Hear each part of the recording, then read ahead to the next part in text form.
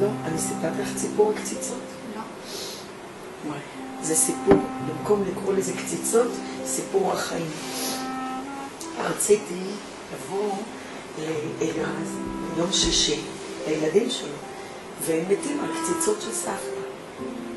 אבל לא היה לי כוח להכין קציצות, כולה קציצות, זה לא עבודה. ומישהו, דאגתי שמישהו יקנה בשר, ומגיע יום חמישי, ואני צריכה להכין את הקציצות. ואני כל רגע פותחת את המקרר, רואה את הבשר, לא מסוגלת להוציא אותו להכין. ואז נכנסו חברים. ואני מתחילה להטיל משימות על כל אדם שבא, שכל משימה קשורה בקציצות. את יכולה לקצוץ בצל, קוצצים, שמים בקציצים. באה מישהי אחרת. את יכולה פטרוזיליה, כוסברה, לקצוץ. כאילו רק שאני לא אגע בהם. כי בשבילי, הכנת הקציצות זה בדיוק המאכל של אלירז. וזה לחזור לחיים הנורמליים. ועם אוריאל, במשך חודשיים לא בישלתי אחרי שהוא נהרג. כי לא יכולתי לבשל, אוכל זה שמחה.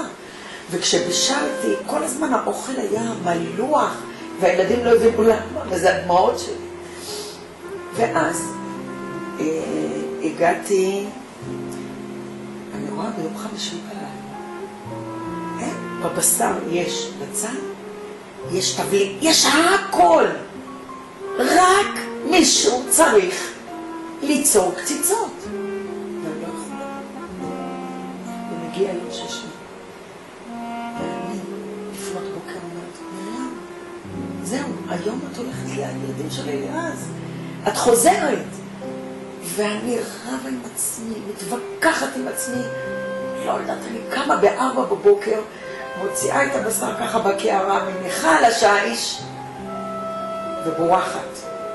לא יכולה לגעת בו. ויושבת לי בצד, ובוכה, כי הקציצות בשבילי זה החיים. אלירז היה נכנס, הוא כבר לא היה לוקח בכפית. מהיד, מהסיר היה אומר, אמא, איזה טעם יש לה אוכל. ואני לא יכולה, אני יודעת שהוא לא ידעם אותם יותר. ולא יכולתי להכין אותם. אבל מצד שני אני אומרת, אבל הילדים של אלירז ממשיכים, והם רוצים קציצות של סבתא. אבל אלירז לא יטעם, אבל הילדים שלו יטעמו. אז קמתי, ודבר ראשון לשתי ובכיתי ולא יכולתי, וישבתי שעה. ב6 בבוקר התחלתי ליצור את הקציצה, ועל כל קציצה, מה זה דיברתי איתה?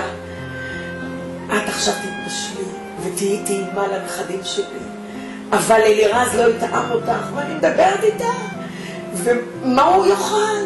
ויום שישי, והוא אוהב קציצות של אמא. אבל הצלחתי. והכנתי. אז כשנסעתי לשלומית, הדבר הראשון שפגשו אותי הנכדים שלי, מה הם שאלו? לא שלום משהו נחשפת. סבתא, איפה הקציצות? וידעתי שנמשיך לחיות. איפה הקציצות?